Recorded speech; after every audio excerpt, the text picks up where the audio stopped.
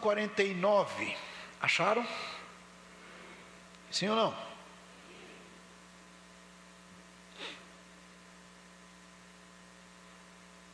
Do verso 1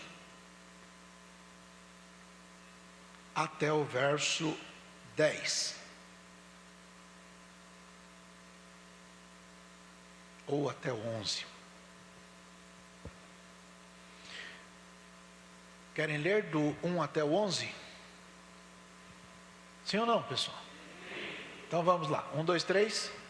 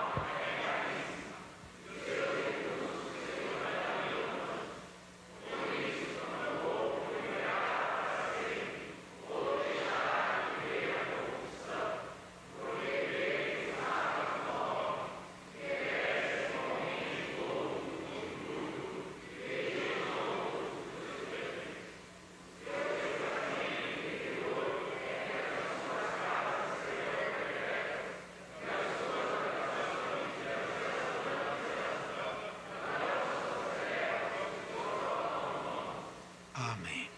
Podemos assentar. Pastor Walker está anotando para mim os líderes de regionais que estão aqui e os que não vieram, para que se expliquem até amanhã a razão de não estarem, ou colocarem a liderança da regional à disposição. Queridos irmãos, somos quem somos.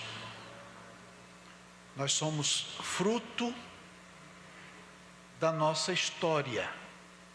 Uma história que foi construída com dificuldades de um lado, lágrimas, choros de outro.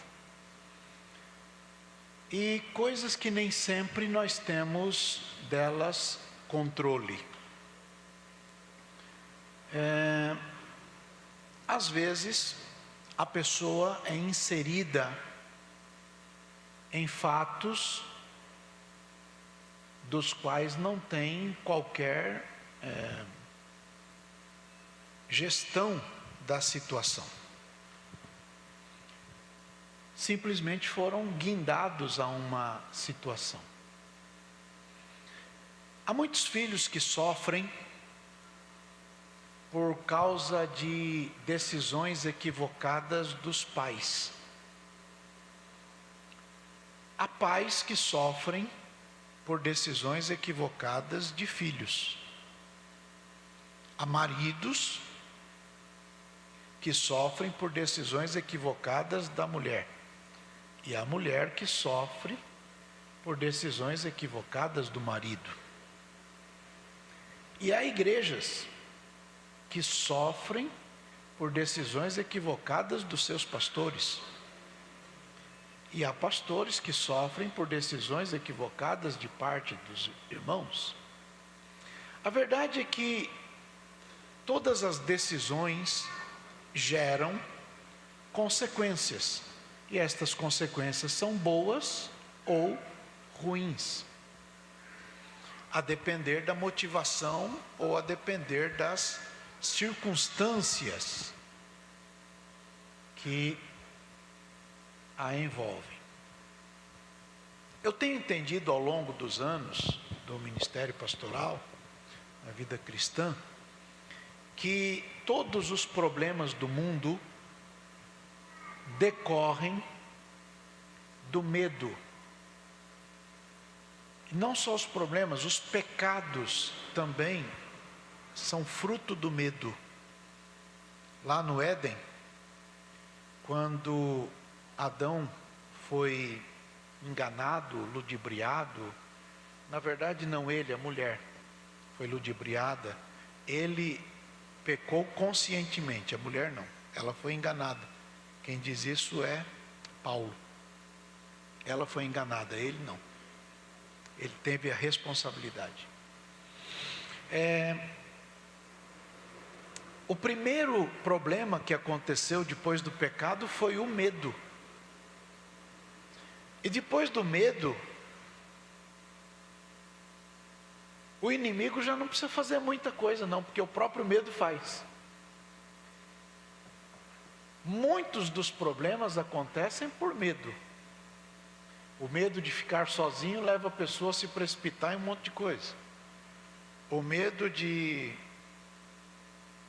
um monte de situação financeira leva as pessoas a tomarem decisões e caminhos equivocados. O medo é um problema grave. Um outro dia nós vamos conversar sobre esse assunto. Tudo gira em torno do medo, o medo que foi plantado no coração do homem a partir do primeiro pecado lá no Éden. Acontece que o homem, por medo, fugiu e se escondeu de Deus. E ao fugir e se esconder de Deus,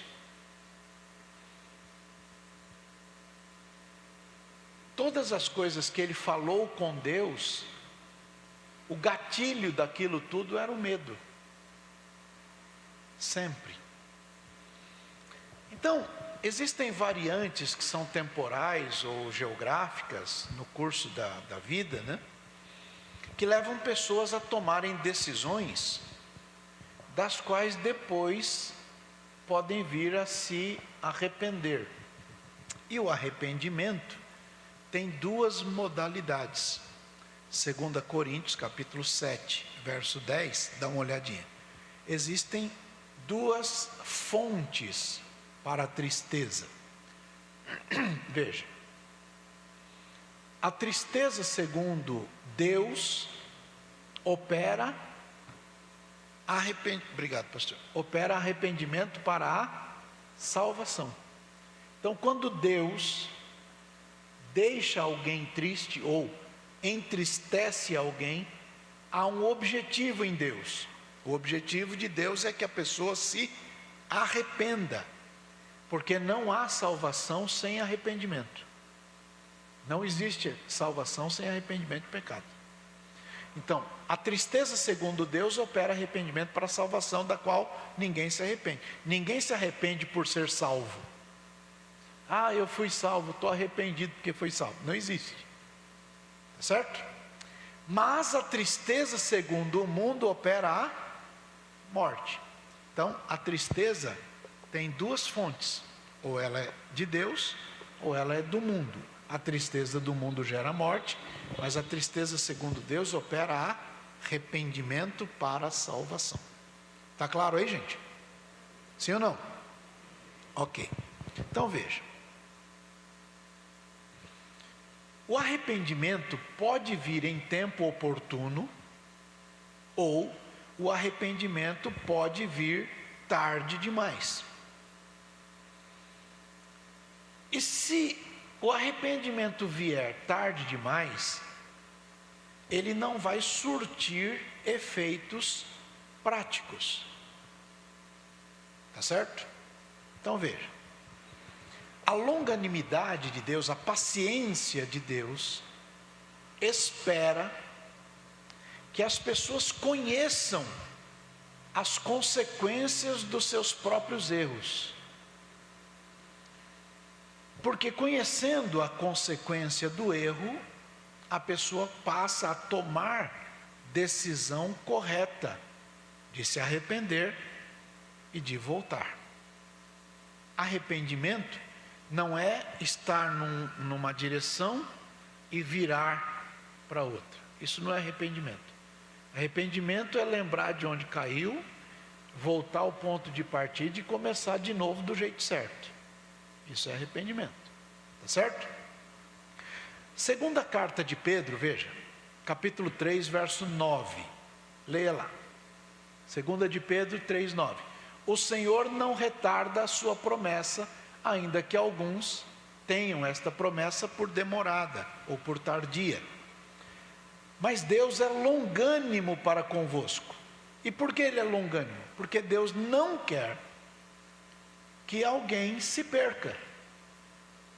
O que Deus quer é que todas as pessoas venham a se arrepender.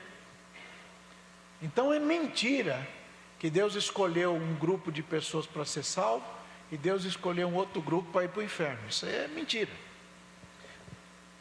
Deus dá tempo, tem paciência para que a pessoa se arrependa, porque Deus não quer que ninguém se perca. Está claro aí, gente? Sim ou não? Ok.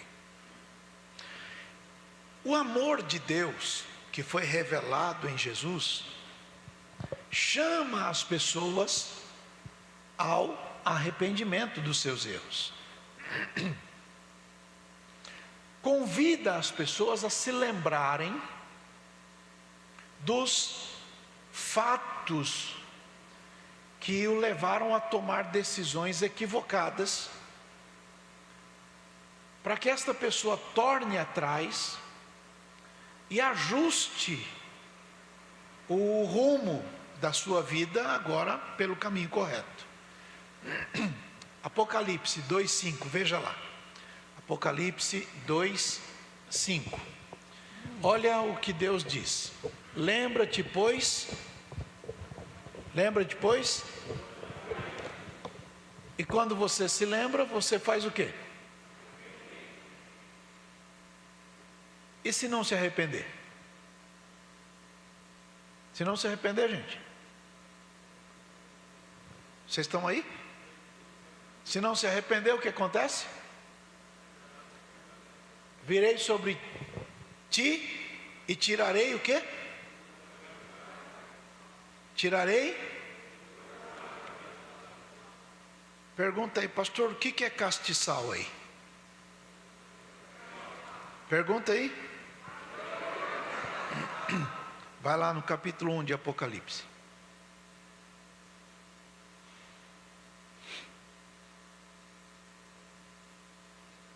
Capítulo 1, verso 20. Leiam.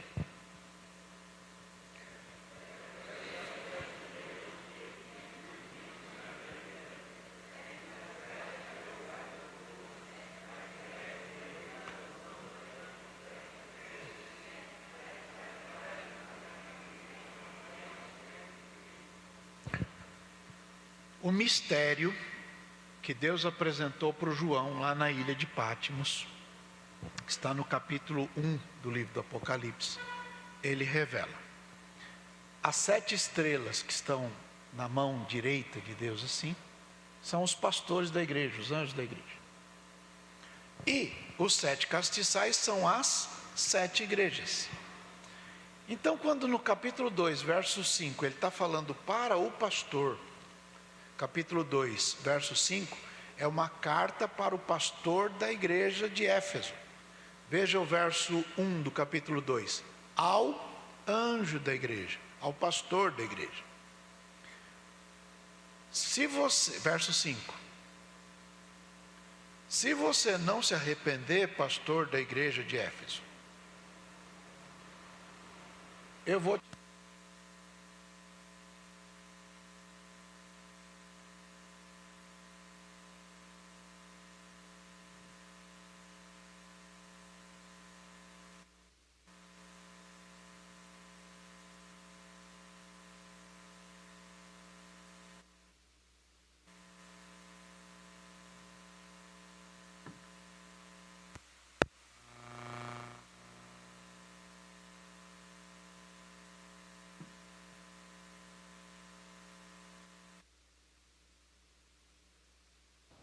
Ele está falando para o pastor lá da igreja de Éfeso. O pastor da igreja de Éfeso, tem os probleminhas aí, vamos consertar, vamos corrigir.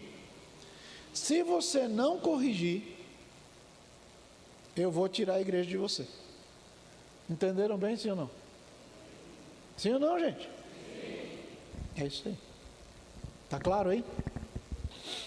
Então veja, o amor de Cristo nos chama a nos lembrar de fatos. Volta lá ao verso 5. Lembra.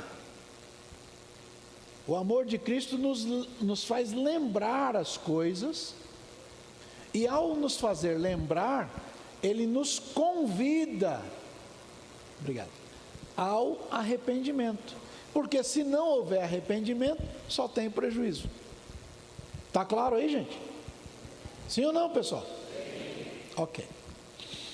Então, o pastor, que é o responsável pela orientação do rebanho de Jesus, procura ensinar as pessoas a tomarem decisões corretas, decisões das quais eles não tenham de se arrepender depois, porque uma decisão equivocada vai gerar problema, e problema grave. Está claro aí? Segunda carta aos Coríntios, vai lá, capítulo 12, verso 19. Segunda carta aos Coríntios 12, 19. Cuidais que ainda nos desculpamos convosco. Paulo era o pastor, que era o presidente de um ministério, e aquilo que a gente chama de cartas pastorais ou epístolas pastorais são as cartas do pastor da igreja enviadas à igreja para doutrinar. São 14 cartas que estão aí na sua Bíblia. Paulo está dizendo para a igreja lá da turma do Coríntios lá: vocês acham que eu vou me desculpar? Ora, a gente fala em Cristo diante de Deus. Para quê? Para a vossa edificação. Verso 20. Porque eu tenho medo que quando eu chegar, eu não ache vocês como eu gostaria de achar. Eu tenho medo que quando eu chegar, vocês me achem como vocês não queriam me achar. E que de alguma maneira fique alguma pendência, alguma coisa fora do lugar. E ele elenca aí: inveja, ira, briguinha, detrações, mexeriqueiro, orgulhosos, ou gente que gosta de confusão. Entenderam bem, sim ou não? Então veja, veja o verso 21. Quando eu for outra vez, o meu Deus, para que quando eu for outra vez, Deus não me humilhe, e eu acabe chorando por um monte de gente que antes erraram e não se arrependeram da imundícia, da prostituição, da desonestidade que cometeram. Então veja, estas coisas trazem problemas graves, e se a pessoa faz e não se arrepende, acaba virando uma coisa comum. Já funciona, Luiz? Luiz? Então vamos trocar de novo.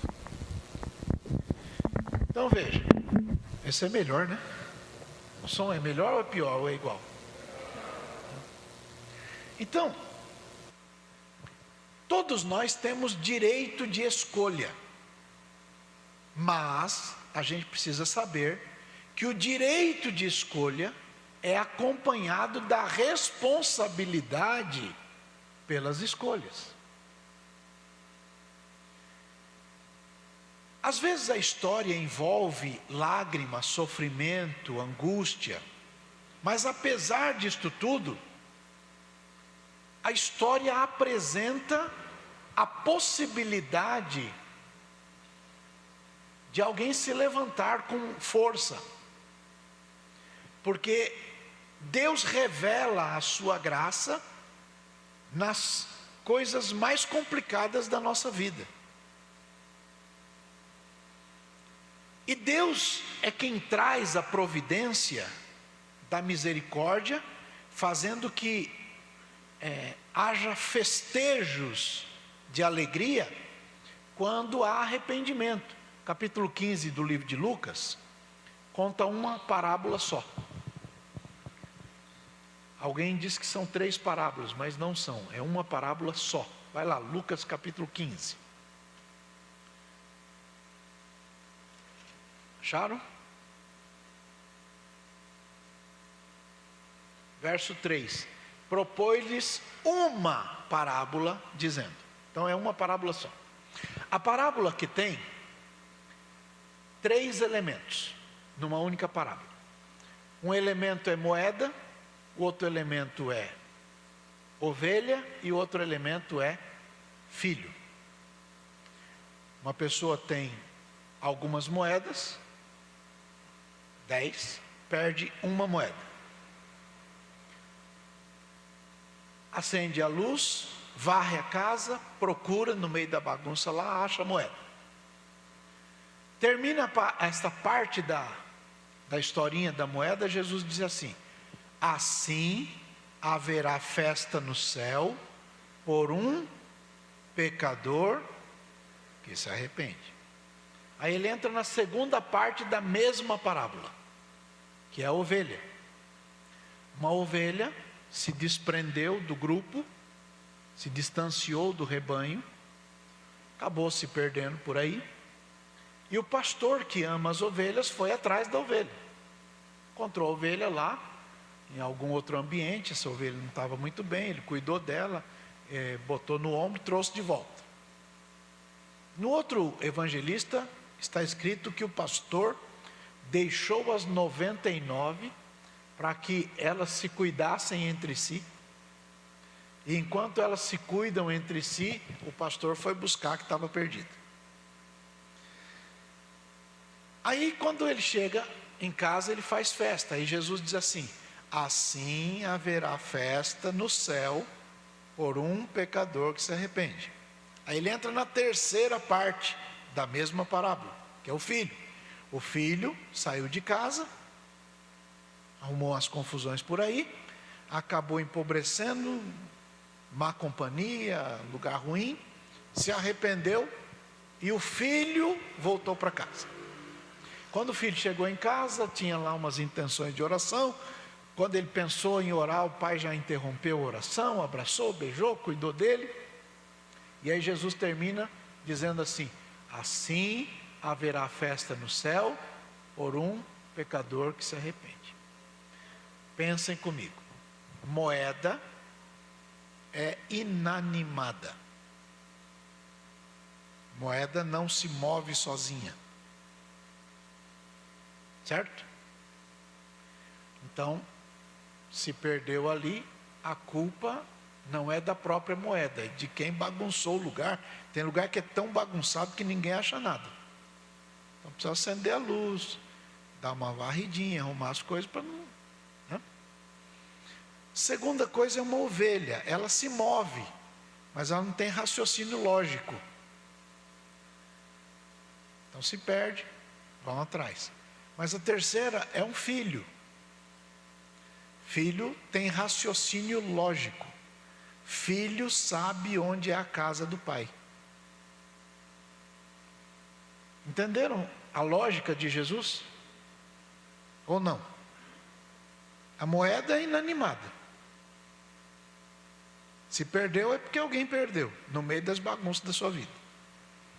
A ovelha se perde, porque ela se move, mas não tem lógica no seu raciocínio. Ou não tem raciocínio lógico. Mas filho não, filho sabe o que tem que fazer. Filho sabe onde é a casa do pai. Filho tem que voltar para a casa do pai. Entenderam bem, sim ou não? Ah, mas eu estou no chiqueiro, mas eu estou com má companhia, mas eu estou no meio da lama, então, resolver sair do chiqueiro é coisa do filho.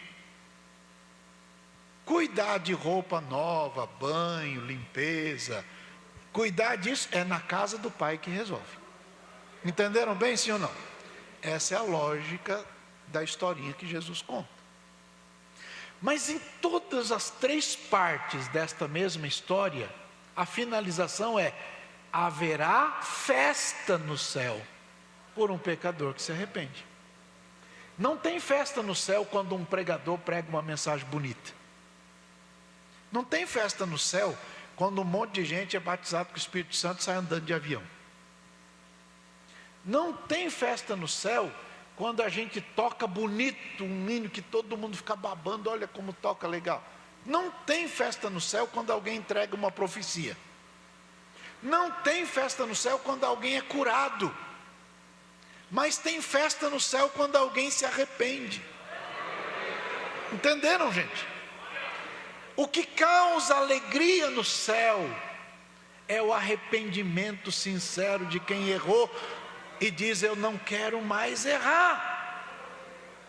Entenderam bem? Então veja,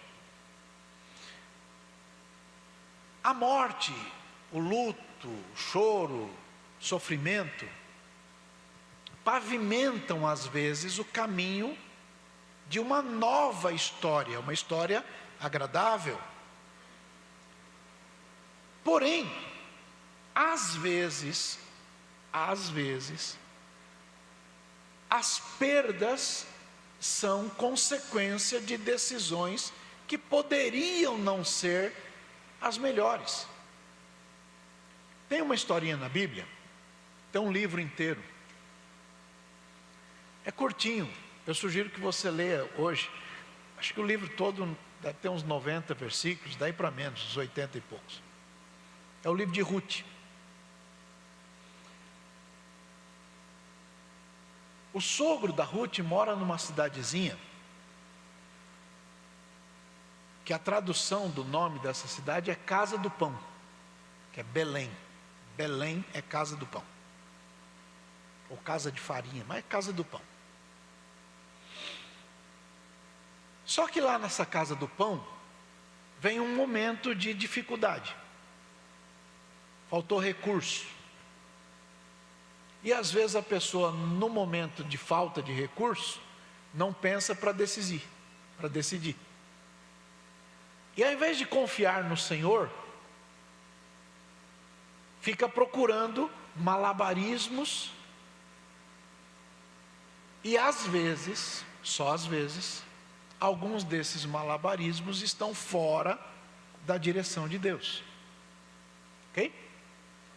Este é um caso. Elimeleque era o homem. Esse homem era casado com uma mulher chamada Noemi. A palavra Noemi é uma mulher graciosa, uma mulher cheia de graça, é uma mulher alegre, extrovertida, é uma mulher de sorriso fácil, agradável. Noemi é agradável. E andar perto de gente agradável é bom, não é? Não é legal a gente ficar perto de gente que é bem-humorado? Não é bom? Imagina casar com alguém que vive mal-humorado todo dia, o dia todo. Deus me guarde, né? Tem gente que para dar um sorriso dói o rosto, que acostumou tanto ficar de cara feia, que quando sorri o rosto dói. Então, Noemi é uma pessoa agradável, e andar perto de gente agradável é uma beleza, né? Tem gente que a gente fica feliz de estar perto, só tem conversa boa, você não ouve uma conversa atravessada, nunca ouve falar mal de ninguém. A pessoa ficar perto de alguém que só fala mal dos outros, Deus me guarde, não dá, é complicado isso. Mas Noemi não, Noemi é uma pessoa agradável, é bom de ficar perto dela, sempre palavra boa, sempre alegre e tal. Aí ela está bem na vida assim, porque ela mesmo que testemunha que saiu da terra dela cheia, ela que diz isso. Quando saíram de Belém, da terra do pão, foram parar numa região de Moabe. Moabe tem um problema grave. Vai lá no livro de Deuteronômio, capítulo 23, verso 1. Deuteronômio 23, 1. De 1 até 4, mais ou menos. O quebrado de quebradura ou castrado não entrará na congregação do Senhor. Ponto. Isso aí é uma parte que eu costumo ensinar para os obreiros. Verso 2. Nenhum bastardo entrará na congregação do Senhor. Então, castrado não pode, bastardo não pode. E do bastardo, nem a 10ª geração pode entrar. Verso 3. Veja agora: nenhum amonita e nenhum moabita pode entrar na congregação do Senhor.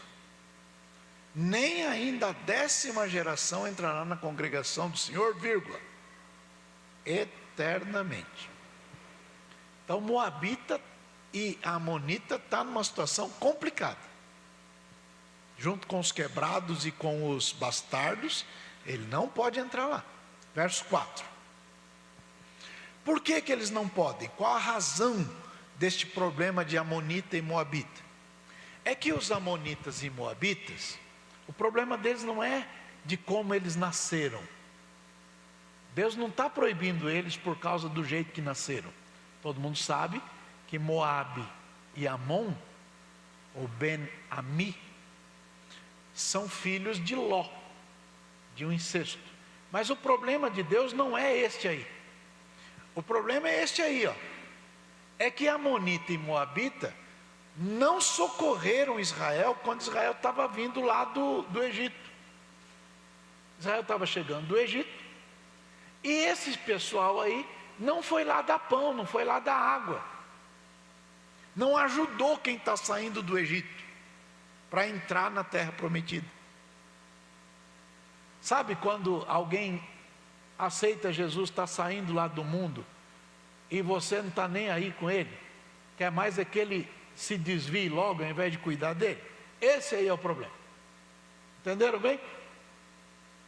A pessoa aceitou Jesus, tomara que ele nunca mais volte aqui. Esse aí é o problema. Então, quando eles estavam saindo do Egito, eles não socorreram. E pior, arrumaram um profeta e pagaram para o profeta profetizar mal de Israel. Ainda bem é que profecia desse tipo de profeta Deus não aceita. Veja o verso 5. É que Deus não ouviu aquele negócio do Balaão lá. O Senhor pegou a bênção, a maldição, e trocou em bênção. E tem uns profetas por aí que só a graça de Jesus. Porque Deus amava aquele povo que saiu do Egito. Amonita e Moabita não socorreu. Deus ficou bravo com eles, falou também que vocês não entram mais. Ponto. Entenderam bem, sim ou não? Está claro aí? Agora veja.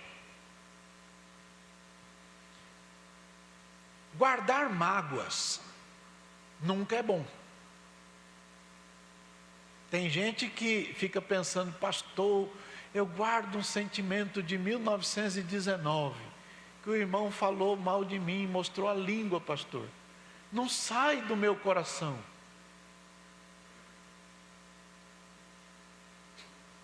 Vou dizer: pastor, eu queria perdoar, mas todo dia eu lembro que em 1938 aquele irmão falou mal de mim, pastor. Guardar mágoa não é bom, faz mal para você, entende? Agora veja, quem guarda esse tipo de coisa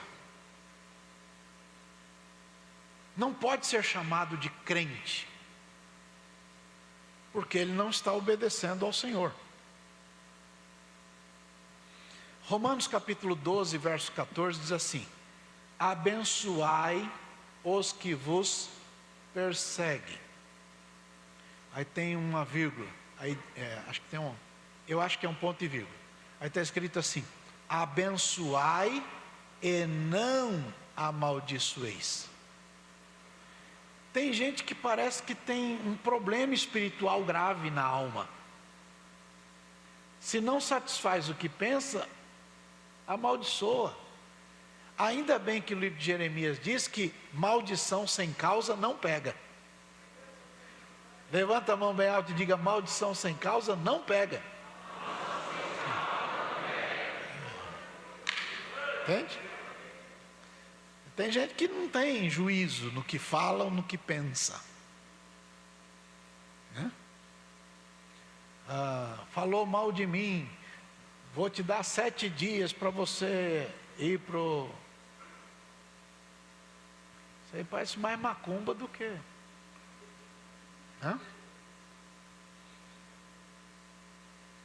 Nós somos chamados para abençoar. Levanta a mão e diga: eu fui chamado para abençoar.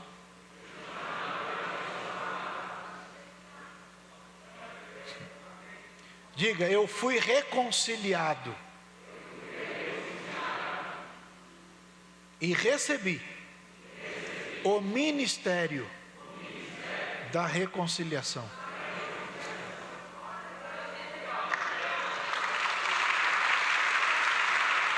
É o que está escrito.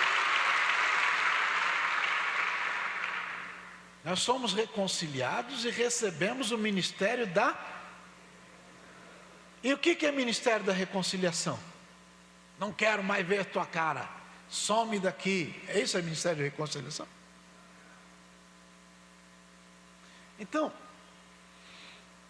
há um ambiente ruim, caótico, que às vezes é gerado pela liberdade de escolhas mal feitas.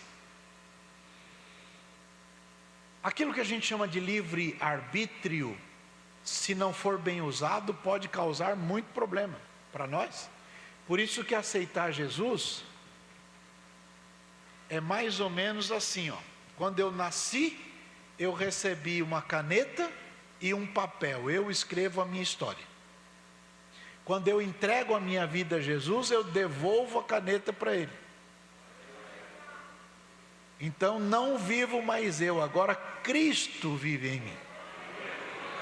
Não sou eu mais o dono do meu nariz, agora é o Senhor quem domina a minha vida.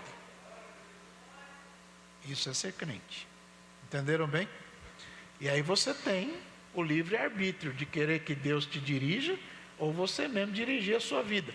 A pior punição que Deus dá ao ser humano é entregar o próprio ser humano a si mesmo. É o que está em Romanos capítulo 1. Quando Deus entrega o ser humano a si mesmo, esse ser humano se desonra a si próprio, inflamando-se em situações que não são as mais adequadas. Pois você lê aí na sua Bíblia. E no capítulo 2 ele abre dizendo assim: não fica falando mal daqueles do capítulo 1 não, porque se você não botar a barba de molho, você é pior do que eles. É o que está aí. Está claro? Então veja, Romanos capítulo 2, acho que é verso 4, vê lá, Romanos 2, 4, vê do verso 1 até o 4, olha como é que está escrito. Você é uma pessoa indesculpável, certo? Inexcusável, quando você julga o outro, qualquer pessoa, porque na hora que você está julgando, você está se condenando a si mesmo, naquilo que você está julgando o outro. Volta lá no verso 1, meu filho. Porque você julga, mas faz a mesma coisa que você está julgando o outro. Entenderam bem? Sim ou não? Veja o verso 2 agora. E a gente bem sabe que o juízo de Deus não é um juízo de mentirinha, é um juízo segundo a verdade. Deus não engole a conversinha fiada de alguém. Verso 3. E você que está julgando os que fazem aquelas coisas que estão lá no capítulo 1, quando você faz a mesma coisa, você acha que vai escapar do juízo de Deus? Como que Jesus ensinou, gente? Jesus disse assim, ó: o que contamina o homem não é o que entra na boca. O que contamina o homem é o que sai da boca. Quem falou isso foi Jesus. E ele diz, por quê? A boca fala aquilo de que o coração está cheio. E é do coração que procede adultério, conversa atravessada, maledicência, furto, roubo e tudo que não presta, sai tudo do coração. Por isso que se um homem olhar para uma mulher e desejar aquela mulher sexualmente, e ela não for a sua mulher, dentro dele, do seu coração, ele já cometeu adultério com ela. E pior, se você odiar alguém, você já se tornou homicida, assassino. Entenderam isso? Quem ensinou isso? Jesus. Agora, lá no Monte da Transfiguração, aconteceu um fenômeno. O Pedro estava dormindo, o outro colega do Pedro estava dormindo, e tem uma conversa de 3 pessoas. Uma pessoa é Jesus, outra pessoa é Moisés, outra pessoa é Elias. Moisés representa a lei, Elias representa os profetas. Então, a lei está aqui, profetas está aqui, e Jesus está aqui. Aí, como é que está escrito aí na sua Bíblia? Moisés e Elias, no Monte da Transfiguração, estão conversando com Jesus. E qual é o assunto? Como é que está aí na sua Bíblia? O assunto é a morte de Jesus, que aconteceria em Jerusalém. Então a lei está falando da morte de Jesus em Jerusalém. Os profetas estão falando da morte de Jesus em Jerusalém. Esta é a conversa no Monte da Transfiguração. Moisés e Elias falavam com ele a respeito da sua morte, que haveria de acontecer em Jerusalém. E aí a conversa é boa, o Pedro acorda. Quando o Pedro acorda, ele vê o Moisés, vê o Elias e vê Jesus e fica empolgado. E fala a maior asneira que um crente pode falar. Vamos fazer aqui 3 tendas, equiparando, igualando, nivelando lei, profetas e Jesus. Na hora que o Pedro fala essa bobagem, uma nuvem abriu e um barulhão aconteceu e Deus falou: este aí é o meu filho amado. Mas na hora do barulho, o Pedro botou o rosto no chão com medo. E ouviu Deus dizer: este é o meu filho amado, a ele ouvi. Quando Pedro levanta, quem está lá? Jesus, porque o Moisés e o Elias já tinham ido embora. Então diga aí: a igreja não é doutrinada nem pela lei, nem pelos profetas. A igreja ouve Jesus. Entenderam isto? Moisés e Elias, lei e profetas, falavam com Jesus acerca da morte de Jesus que ocorreria em Jerusalém. O Pedro vai tentar igualar, vamos fazer 3 tendas aí. Aí tem uns pregadores meio esquisitos, dizem: olha, eles nem pensaram nele, só pensaram. Deus disse: não, vocês não têm mais que ficar ouvindo a lei, nem mais tem que ficar ouvindo os profetas, agora vocês têm que ouvir Jesus. Entenderam bem? Qual é o papel da lei? Pegar o descendente, ou o herdeiro, e levar até aquele que é o representante da bênção. Está em Gálatas capítulo 3, você lê na sua casa. Quando Deus disse para o Abraão: em ti serão benditas todas as famílias da terra, Ele afirmou que a bênção era para Abraão e para o seu descendente, não para os seus descendentes. Então está falando de um só. Então, para que você tenha a bênção do Abraão, não é só dizer: eu virei crente, agora quem falar mal de mim, Deus vai ficar bravo com ele. Não é isso. Para que você tenha a bênção de Abraão, você precisa estar no descendente, que é Cristo. Se você estiver em Cristo, quem te amaldiçoar será amaldiçoado, quem te abençoar será abençoado. Mas se você estiver em Cristo, entenderam bem, sim ou não? Então veja, num coração pastoral não tem espaço para mágoas. Volta lá em Romanos 2, nós chegamos ao verso 3, né? Agora vamos ao verso 4. Ou você fica desprezando a riqueza da benignidade de Deus, ou da paciência de Deus, ou da longanimidade de Deus, e ignora que a benignidade de Deus te leva ao arrependimento. Sem arrependimento, a gente não vai a lugar nenhum. Está claro aí, gente? Então veja, a graça de Deus quebra os protocolos.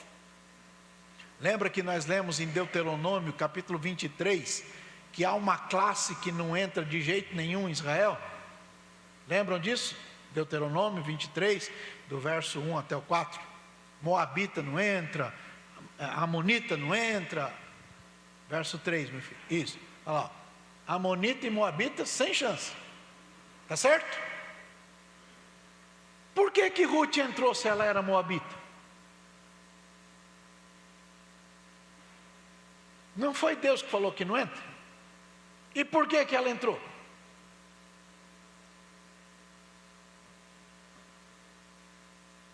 Diga: esta é a função da graça de Deus. Diga. Veja, na mesa da graça de Deus tem espaço para todos os ex alguma coisa. Lembra quando Jesus ressuscitou Lázaro? Você lê livro de João 11, né? Jesus ressuscitou Lázaro, vira uma página e vê que Jesus está num banquete na casa de um tal de Simão. E lá na casa do Simão tem uma festa, uma comida lá, uma organização de um banquete. E aí Jesus está lá. E quem está lá na mesa? A Maria Madalena, da qual foi tirado 7 demônios. Está o Pedro, que um dia era briguento com todo mundo, corta a orelha dos outros. Está lá. E aí diz assim: e também estava Lázaro, aquele que tinha sido morto e que Jesus ressuscitou. Então diga: na mesa de Jesus tem ex-tudo. Ex-bagunceiro, ex-safado, ex-mentiroso, ex tudo que é porcaria que você imaginar, e até ex-defunto tem. Diga: mesa da graça é lugar de gente alcançado pelo amor de Deus que foi revelado em Jesus Cristo.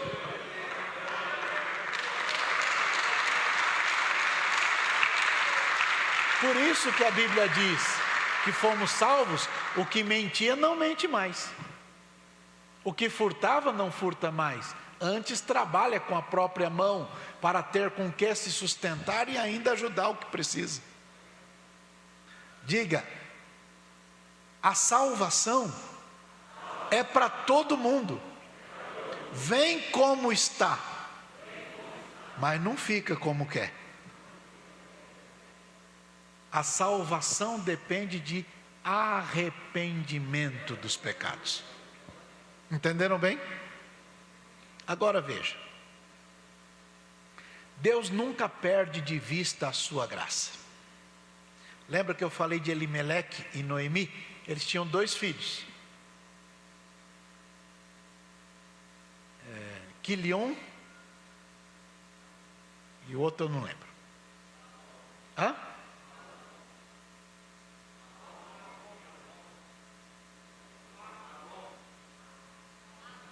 Tira a máscara para falar, gente. Malom e Quilion. Sei que está grávida aí, que é um nome bonito aí. Nome bíblico, né?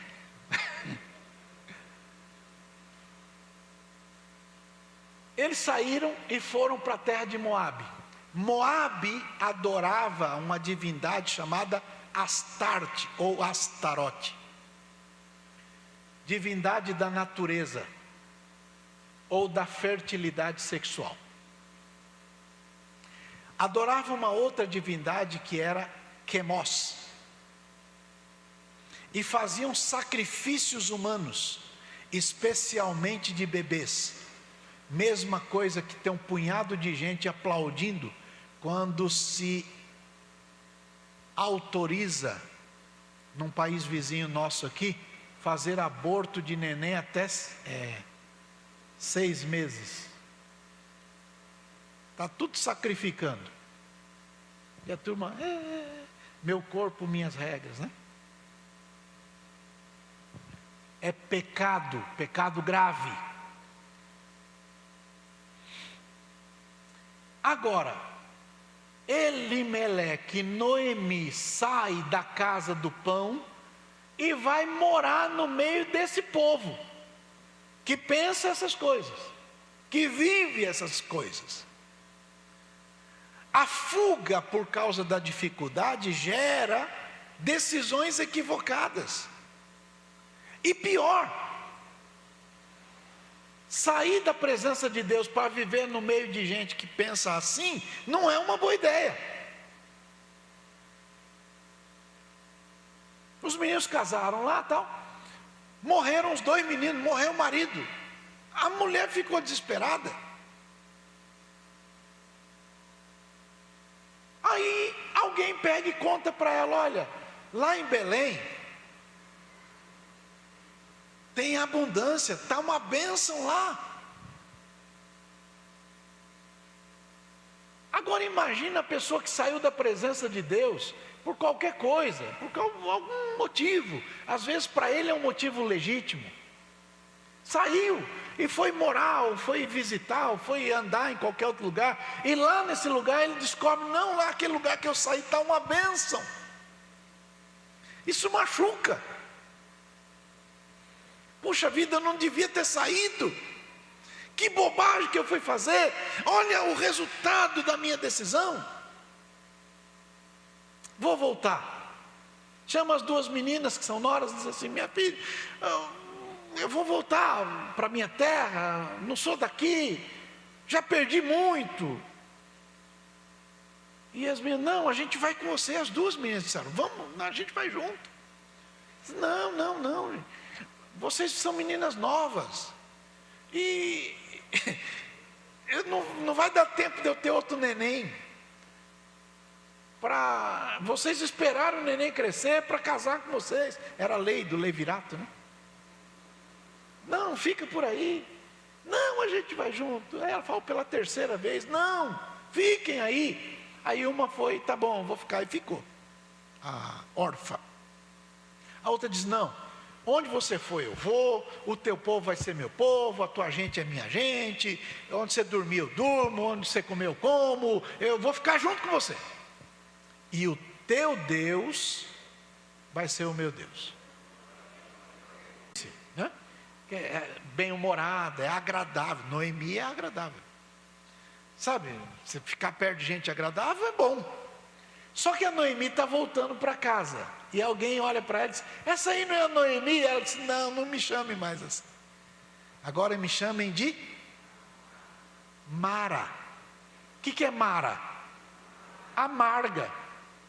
Andar perto de gente amarga é bom? Tem gente que a pior coisa que você faz na vida é perguntar como é que ela está, que ela resolve contar. Mas você está... Pior, tem gente que é tão esquisito que alguém diz assim: Olha, eu machuquei o dedinho do pé. Ah, isso não é nada, eu quebrei o pé inteiro. Sabe, gente esquisita. E aí, tudo bem? Eu tive uma gripe. Foi uma tuberculose. Sabe, gente amarga, esquisita, que tudo que fala é coisa ruim. Dá vontade de você falar, some da minha frente. Não é? Provérbios 17, 22. O que está escrito? Acho que vocês deviam saber de cor esta. Nunca mais esquecer na vida. Diga aí, o coração alegre serve de bom remédio. Olha aí para o colega e diga, entendeu, irmão? O coração alegre, mas o espírito abatido faz até o osso ficar seco. Então, alegria, olha aí para o vizinho e diga, a tua alegria adora a Deus. Diga, a tua alegria adora a Deus. Fica alegre. Agora, andar com Noemi é bom, mas andar com a Mara é complicado, porque ela é amarga. E agora você imagina a paciência de Ruth andar do lado de uma mulher amarga.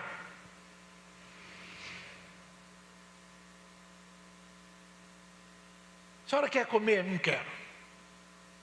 Eu fiz uma sopinha. Estou com apetite. Aí quando esfria, agora eu queria. Tem gente que é esquisito, parece que faz que é para...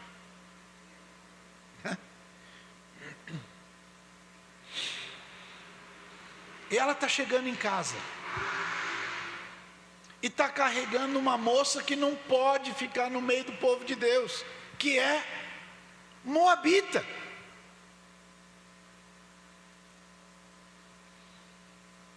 Tinha uma lei importante, que diz que quando a pessoa tivesse uma fazenda, na hora da colheita, tudo que tivesse no pé ele podia pegar.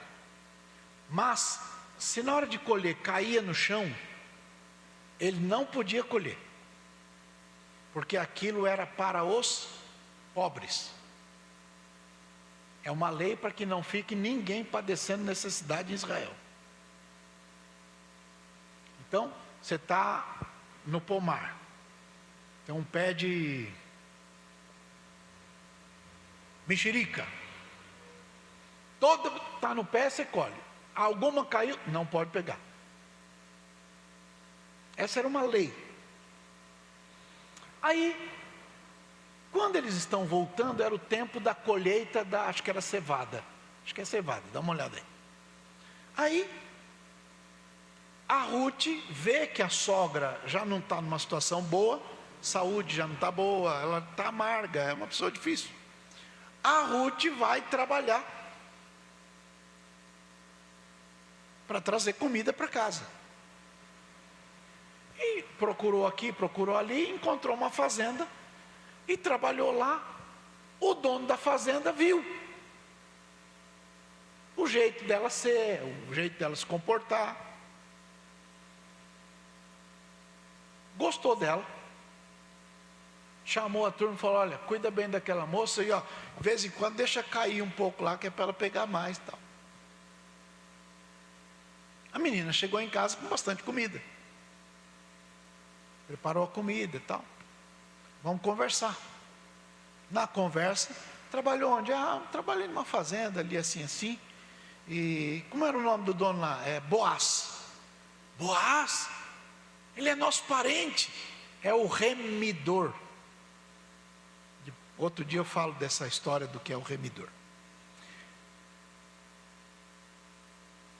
Ele, no outro dia viu, chamou ela, falou, você vai trabalhar assim, orientou a turma para facilitar as coisas para ela. Na hora da refeição, ele chamou a menina para vir comer na mesa dele.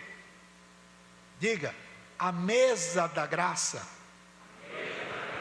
abriu espaço para uma moabita, que não podia entrar lá. A menina acabou casando com o homem. Do casamento do dono da fazenda com esta menina, nasceu um moço chamado Obed. Esse Obed casou, acabou gerando um homem chamado Jessé. O Jessé casou, acabou gerando um homem chamado Davi. Davi, o rei Davi. O rei Davi era bisneto desta menina que não podia entrar. Pergunta aí, por que o Boaz casou com ela? Bom, tem que voltar na história. Quando Israel entrou na terra prometida, a primeira cidade, como chamava? Primeira cidade, Jericó. Eles dão a volta, muro cai, eles entram na cidade. Quem foi salvo na cidade? Raabe. Qual era a profissão da Raabe? Prostituta. Acontece que um soldado de Israel gostou da menina, casou com a menina. O nome desse soldado era Salmão. Salmão casou com Raabe. Do casamento de Salmão com Raabe nasceu Boaz.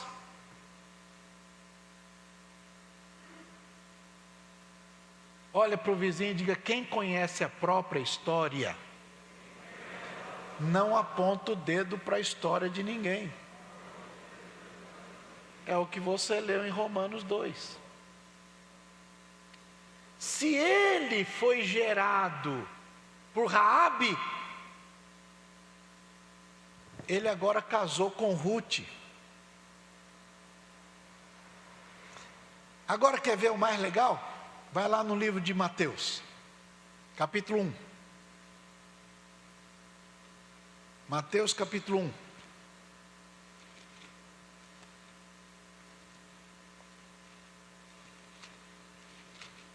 Acharam? Verso 1. Livro da genealogia de Jesus Cristo, filho de Davi, filho de Abraão. Ok. O Abraão gerou o Isaac. O Isaac gerou Jacó. O Jacó gerou Judá e os outros irmãos de Judá. Judá gerou de Tamar. Depois você entra lá na sua Bíblia e lê quem é a Tamar. Gerou de Tamar duas pessoas. Um chamava Pérez, outro chamava Zerá. Aquele chamado Pérez gerou um chamado Esrom. O Esrom gerou um chamado Arão. O Arão gerou um chamado Aminadab. Aminadab gerou Naasson. Naasson gerou a Salmão. E Salmão gerou de Raabe a quem? Boaz. E o Boaz gerou de Ruth a Obed. E o Obed gerou e o Jessé gerou o rei Davi. E o rei Davi gerou Salomão, tarará, tarará, até chegar em Jesus. Então olha para o vizinho e diga: na história entrou gente que não podia entrar. Era uma forma de Deus dizer: quando o meu filho veio para todo tipo de gente.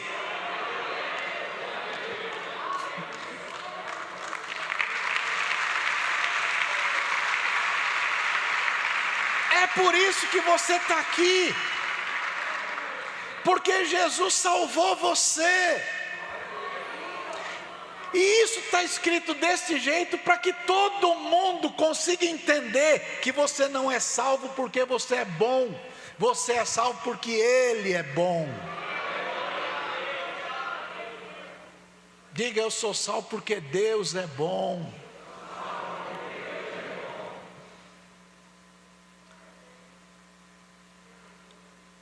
O Paulo, antes de ser Paulo, era Saulo.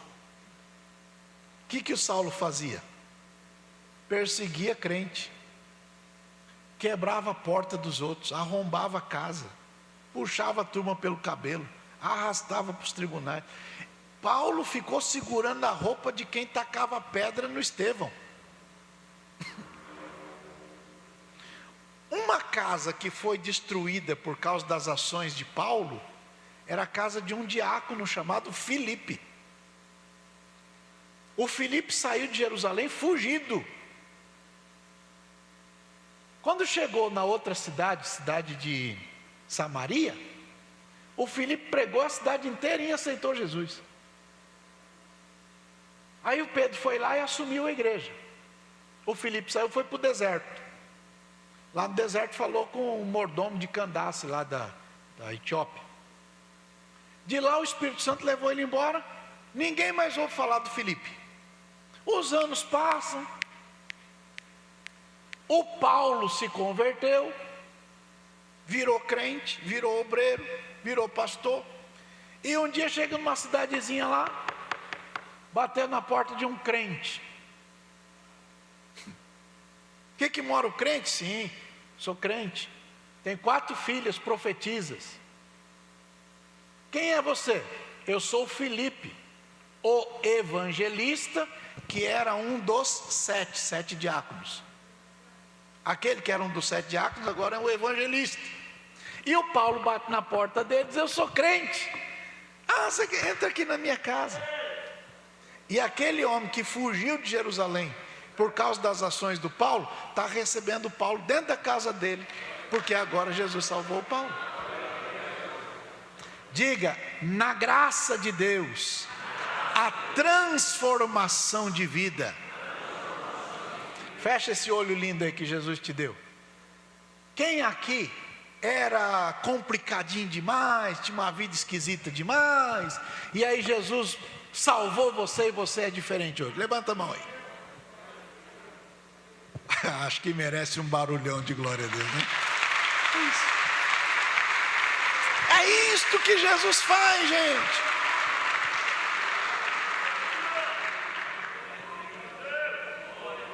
Uma vez Jesus falou: eu não vim buscar ninguém bonzinho, eu vim buscar pecadores e chamá-los para o arrependimento. Vamos terminar. Queria ter mais tempo hoje, mas não dá. O Redentor foi prefigurado na vida de Boaz. Boaz se tornou uma figura do remidor, do Redentor. Foi isto que Jesus fez com a gente. Muita gente sai da presença de Deus, se afasta da simplicidade do Evangelho e fica se envolvendo aí em campanhas mirabolantes não sei do que, e cultos não sei do que ao invés de fortalecer a fé, enfraquece a tua fé, te torna dependente das ações de não sei quem. Não é isso que Deus deseja para você. Então, 4 coisas para você ir embora pensando. Número 1, recomeçar não é fácil, mas é necessário. Diga aí.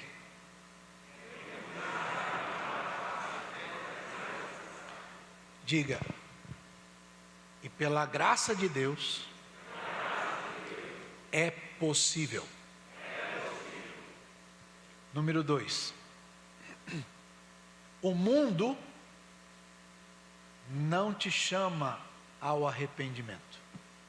O mundo te diz: vai em frente, siga o teu coração.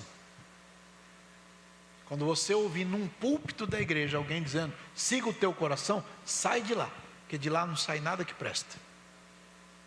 Enganoso é o coração do homem e perverso. Por isso que Deus te deu inteligência para você pensar. Pensa. Diga: pensar não é pecado. Pecado é não pensar. Então diga: o mundo diz para seguir em frente, Mas Jesus chama para recomeçar. Número 3. A amargura não impede o recomeço. Diga: a amargura não impede o recomeço. Orfa não participou da mesa. Ruth participou. Judas se arrebentou. Pedro pecou igualzinho Judas. Só que Pedro estava em Jerusalém. E Jesus disse: fala para os meus discípulos me encontrarem lá na Galileia. Galileia está lá no norte. Jerusalém está lá no sul. Não tem avião para ir, não tem carro para ir, não tem nada. Tem 3 dias para encontrar lá. O Pedro se arrependeu e foi onde encontraria Jesus. Enquanto Judas teve remorso, foi procurar quem odeia Jesus, quem deu dinheiro para ele para trair Jesus. Então cuidado com quem você fala quando você se arrepender, porque a depender de quem você está falando depois de se arrepender, ao invés de te ajudar, vai piorar a sua vida. Olha para o colega e diga: tenha juízo. Nunca procure quem finge que ama a Deus, mas na verdade odeia a Deus. Por último, Deus permanece no controle da sua vida, tanto na ida quanto na volta. A grande verdade é que as pessoas só estão prontas para recomeçar quando descobrem que já não são mais cheias como eram quando partiram. Noemi disse: agora me chamem de amarga, porque eu saí cheia, estou voltando vazia. Quando você se esvazia, está na hora da graça de Deus encher a sua vida de bênção. Infelizmente, na mesa do Redentor, não são todos que se assentam, por uma única razão. Lá se assentam os que se arrependem. Os que não se arrependem seguem no seu caminho equivocado. Mas o que confessa e deixa, alcança misericórdia. E a bênção de Deus jamais se aparta da sua vida. É a palavra de Deus em nome de Jesus. Conheça mais da ADSM através dos canais no YouTube, TV ADSM, no Instagram, @ADSM_oficial e no Facebook, facebook.com/ADSM oficial.